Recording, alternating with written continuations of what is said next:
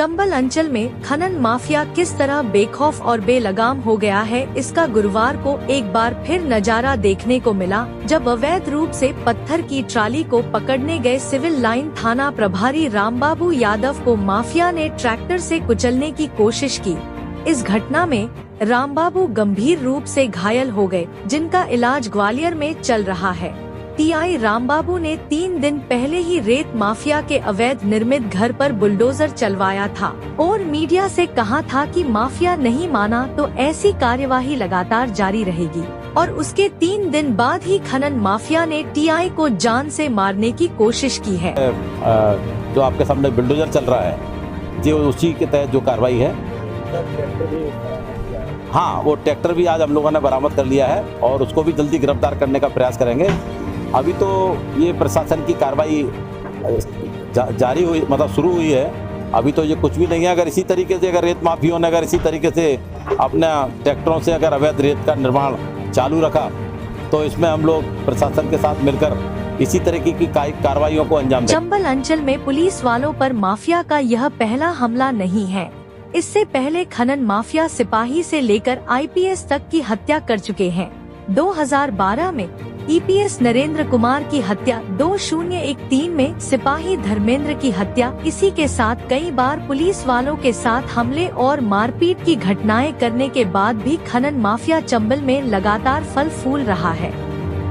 ताज़ा मामले में ग्वालियर चंबल संभाग के कमिश्नर के आदेश पर सिविल लाइन थाना प्रभारी और माइनिंग अधिकारियों की टीम जिला पंचायत कार्यालय सड़क पर कार्रवाई करने के लिए पहुंचे, जहां पर अवैध खनन की हुई पत्थर से भरी 4 ट्रैक्टर ट्रॉली खड़ी हुई थी। पुलिस को आता देख 2 ट्रैक्टर ट्रॉली भागने लगे, जिनमें से एक को पुलिस ने रोकने का प्रयास किया।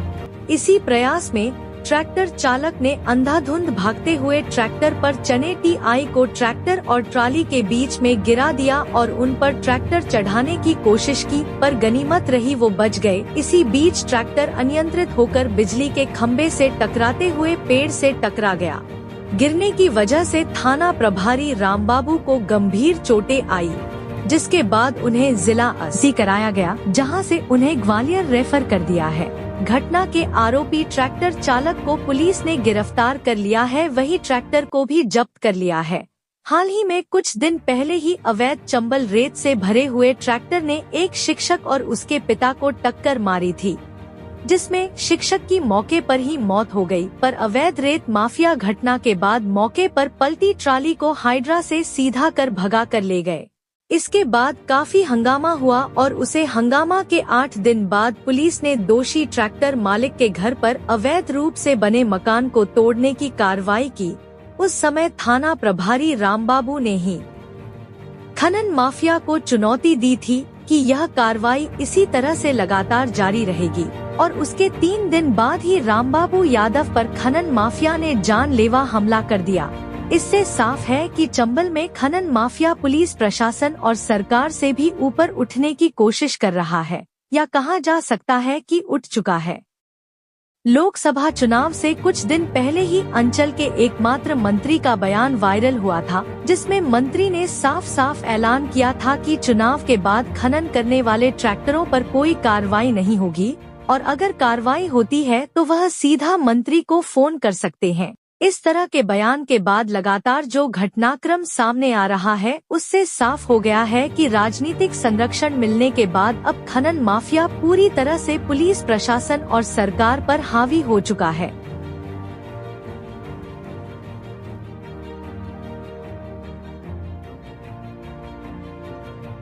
तो जो सूचना मिली थी कि अवैध पत्थर के ट्रैक्टर विक्रमनगर तरफ जा रहे हैं, इस बात पर वो वहाँ गए तो 2-3 ट्रैक्टर आते हुए दिखे, जिसमें उनको रोकने का प्रयास किया तो 2 ट्रैक्टर तो भाग गए। एक ट्रैक्टर चालक ने पुलिस को देखकर पूरी तरह से ट्रैक्टर भगाया, जिसे रोकने का प्रयास किया तो टीआई सिविल लाइन ट्रैक्टर पर चढ़ गए। उनको उसने जान से मारने की नीयत से तेज़ी से भगाकर और नीम के पेड़ से टक्कर मारी, जिससे टीआई सिविल लाइन को गिरने से और उसके टकराने से, ट्रैक्टर से टकराने से चोट आई है, जिससे उनको हॉस्पिटल में लाया गया।